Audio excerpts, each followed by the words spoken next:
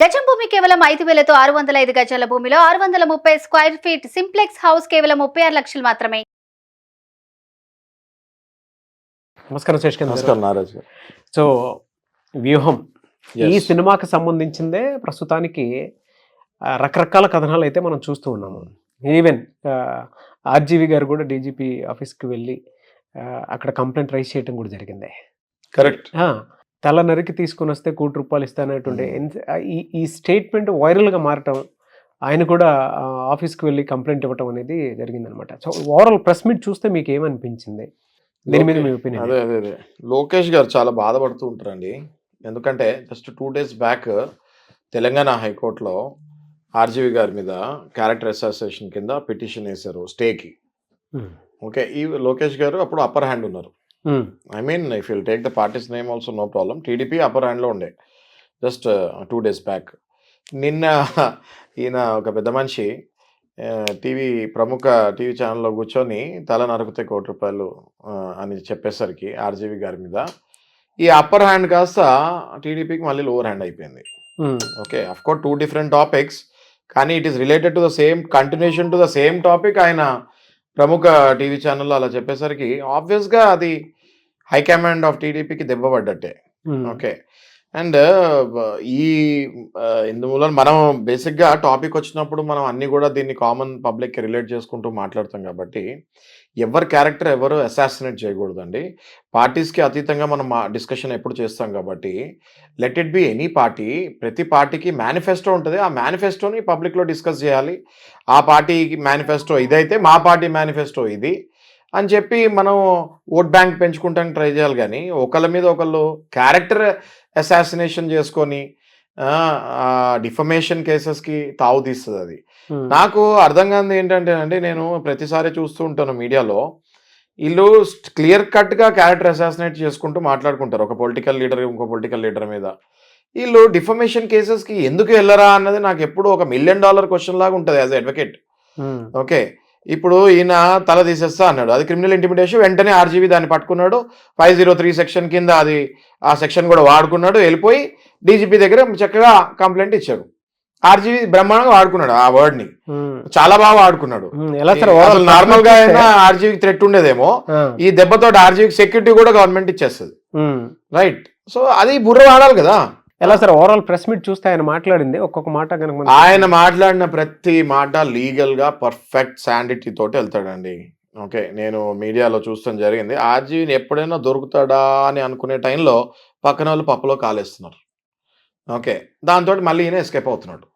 ఈయన ఏమన్నాడు, RGV fundamental right article 19 కింద రైట్ టు ఫ్రీడమ్ ఉంది, నాకు రైట్ టు స్పీచ్ ఉంది, నేను ఎవరైనా మాట్లాడుకోవచ్చు ఏదైనా అన్నట్టుగా ఈయన మాట్లాడుతున్నాడు. అది అట్ ద సేమ్ టైం అదే ఫండమెంటల్ ఆర్టికల్స్లో ఈ ఫండమెంటల్ డ్యూటీస్ కూడా ఉంటాయి.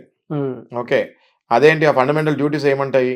You have to always promote brotherlyhood in the society. Okay, ఆ డ్యూటీని వాయిలేట్ చేశాడు ఈయన మొన్నటి వరకు. నిన్నటితోటి అది ఓవర్లాప్ అయిపోయింది కదా. ఇప్పుడు వార్త మీద వార్త వచ్చినప్పుడు ఆ వార్త పోతుంది కదా కింద. అవును, రైట్. ఆర్జీవి లైమ్ లైట్లో ఉన్నాడు. ఆర్జీవి పిచ్చోడేం కాదు కదండి. ఆయన నిన్న మీడియా ముందుకు వచ్చి డీజీపీ దగ్గరికి వెళ్ళిపోయి ఇవన్నీ చేశాడంటే మొన్నటి వరకు ఆయన లోవర్ హ్యాండ్ ఉన్నాడు. ఛాన్స్ దొరికింది, డీజీపీ దగ్గరికి వెళ్ళిపోయాడు, అది వైరల్ అయింది. ప్లస్ మీడియాలోకి వచ్చాడు, నన్ను ఇలా అన్నాడు అని చెప్పాడు. అసలు ఆర్జీవి చేసిన తప్పు ఓవర్లాప్ అయిపోయింది కదా. అవును, అదే దాన్నే అంటారండి కరెక్ట్ టైంలో కరెక్ట్ కొట్టాలని. వీళ్ళు మళ్ళీ స్లిప్ అయ్యారు. There is no point. ఇంక ఇప్పుడు దాని మీద పెద్ద డిబేట్ చేసి ఏం లేదు. ఆర్జీవి క్లియర్గా అప్పర్ హ్యాండ్ ఉన్నాడు, తెలివైనవాడు, లీగాలిటీ వాడుకున్నాడు. మరి ఇంత పెద్ద పార్టీ, ఇంత లీగల్ ఎక్స్పర్ట్స్ ఉంటారు, ఎక్కడ మనం దెబ్బతింటున్నామా అన్నది వీళ్ళు కూర్చొని ఆలోచించుకోవాల్సిన పరిస్థితి ఇవాళ. They have to instruct their people very clearly that you can't speak whatever you want అనేసి. ఓకే, రైట్ టు లిబర్టీ అందరికీ ఉంటుంది. రైట్ టు స్పీచ్ అందరికీ ఉంది, కానీ హేట్ స్పీచ్ లేదు కదా. ఆ పాయింట్ ఎందుకు మర్చిపోతున్నారు వీళ్ళు అన్నది అర్థం. ఎవ్రీ టైం అదే అవుతుంది. ఆర్జీవి ఒక పాయింట్ లో దొరుకుతాము, వీళ్ళు పట్టుకుంటాము, ఎవడో కూడా వచ్చి దాన్ని కట్ చేస్తాము, దాన్ని ఆర్జీవి మళ్ళీ వాడేసుకుంటాము, మళ్ళీ తప్పించేసుకుంటాము. మరి ఎలా సార్ అంటే తెలివైన క్రిమినల్ అండి, ఇంటెలిజెంట్ క్రిమినల్స్.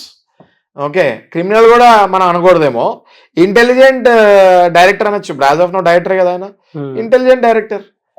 ఆయన చాలా తెలివి కొట్టాలి, కొట్టే టైంకి మళ్ళీ మీరే కట్ చేస్తారు. తాడు ఇంకేం చేయలేం సార్. ఇప్పుడు క్లియర్ కట్గా ఆయన ఎడ్జ్ తీసుకున్నాడు ఆర్జీవి. 100% మళ్ళీ సింపతి పెరిగింది కదా ఇప్పుడు ఆర్జీవికి. మన వీళ్ళ వాళ్ళ మనకు అనవసరం అండి, బట్ తెలివిగా కొట్టాడు. ఓకే, ఇప్పుడు మనం క్రికెట్ మ్యాచ్ చూస్తూ ఉంటామండి. ఎలా సార్ మరి ఈ కేసుకి సంబంధించింది అంటే జనరల్ గా అడ్వకేట్ అడుగుతున్నాను.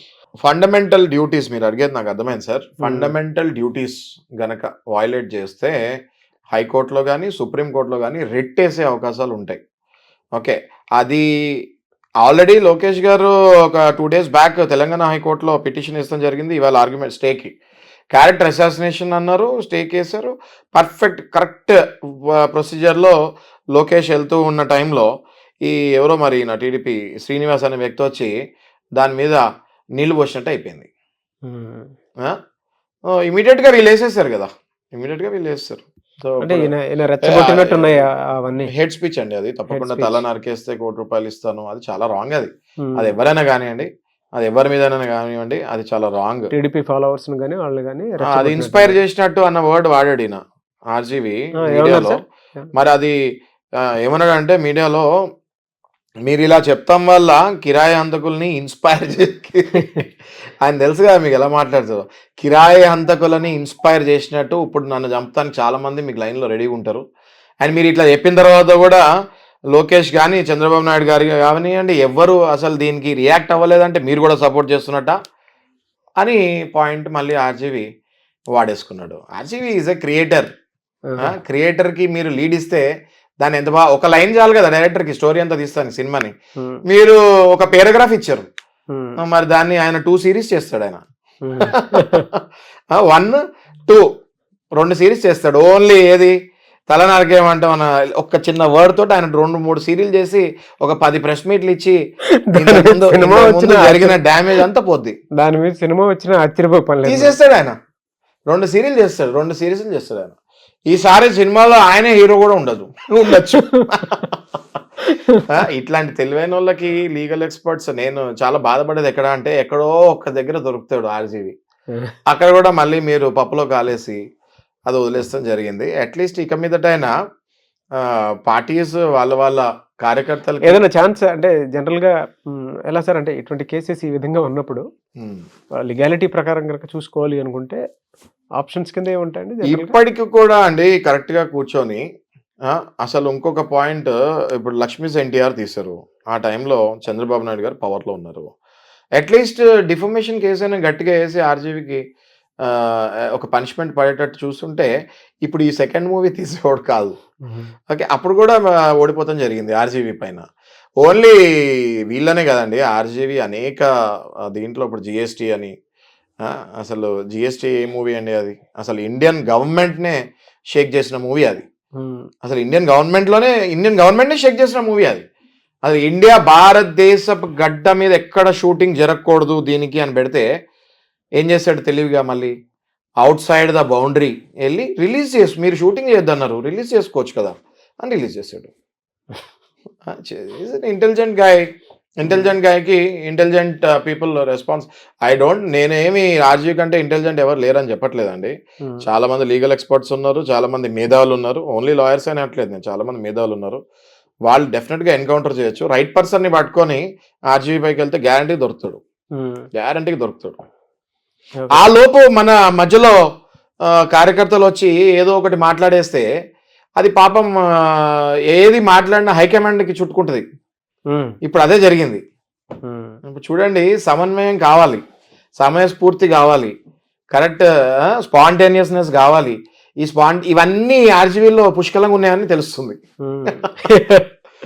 మీరు ఎలా సార్ ఇందాక ఒక మాట అన్నారు కదా, డిఫమేషన్ సెక్షన్ 499 లక్ష్మీస్ ఎన్టీఆర్ అనే పాయింట్ అన్నారు కదా, cinema character Lakshmi's NTR movie తీసినప్పుడు ఆ పేరులోనే టైటిల్లోనే ఎన్టీఆర్ అని ఉంది, లక్ష్మి అని ఉంది. Okay, both are characters, one is existing, okay, one is a familiar name. Okay, ఆ టైంలోనే డిఫమేషన్ కేసు కనుక చాలా భారీ ఎత్తున చాలా స్ట్రాంగ్గా వెళ్ళి సుప్రీంకోర్టు వరకు వెళ్ళి ఒక వర్డిక్ట్ కనుక తెచ్చుంటే ఇవాళ ఈ దుస్థితి ఉండేది కాదు అని నా feeling personally. Though I don't belong to any parties, again disclaimer, though I don't belong to any parties. ఆ టైంలో ఆ పేర్లు క్లియర్గా వాడినప్పుడు వాళ్ళ ఫ్యామిలీ మెంబర్స్ కానివ్వండి, ఎన్టీఆర్ ఫ్యామిలీ మెంబర్స్ కానివ్వండి, లేకపోతే టీడీపీ కానివ్వండి, వెళ్ళి డిఫమేషన్ కేసు స్ట్రాంగ్గా వేసి ఆర్జీవీకి అప్పుడే ఒక వర్డిక్ట్ కనుక తెచ్చి ఉంటే ఇవాళ ఈ second movie, third movie series లాగా రిలీజ్ చేసే వాళ్ళు ఎలక్షన్స్ 3 months ఉంది. ఓకే, మళ్ళీ where are you taking the party stand? ఇప్పుడు ఇంత కష్టపడి లోకేష్ పాదయాత్ర అవన్నీ చేసి ఒక స్టేజ్కి తెచ్చే టైంలో ధన్మని మళ్ళీ పడ్డట్టు అయింది కదా. సమ్వేర్ కరెక్ట్ గేమ్ మిస్ అవుతూ ఉన్నారు ఎవ్రీ టైం. దీన్ని మనం గేమ్లానే చూడాలండి, మనకు అనవసరం. ఇప్పుడు నాగరాజ్ గారు డెడికేషన్ టీమ్స్ ఉంటాయండి పార్టీస్కి, వీటికి ఇంత పొలిటికల్ పార్టీస్, ఇంత పెద్ద పార్టీస్కి డెడికేషన్ లీగల్ ఎక్స్పర్ట్స్ ఉంటారు. ఎక్కడో ఆ టీమ్స్ సరిగ్గా పనిచేయనప్పుడు ఫ్రెష్ టీమ్స్ మా అలాంటి వాళ్ళ దగ్గరికి అప్రోచ్ అవ్వాలి. We will give them fresh ideas again.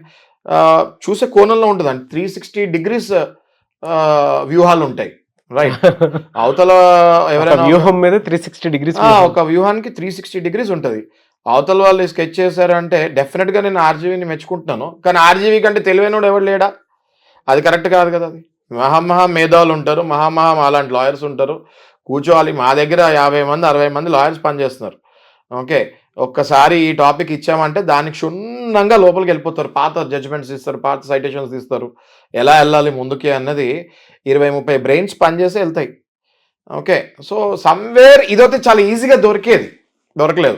గతంలో లక్ష్మీస్ ఎన్టీఆర్ అప్పుడు కూడా మంచి వర్డిక్ట్ వచ్చే వరకు ఫైట్ చేస్తుంటే అసలు ఇవాళ ఇది వచ్చేదే కాదు కదా. అవును, రైట్.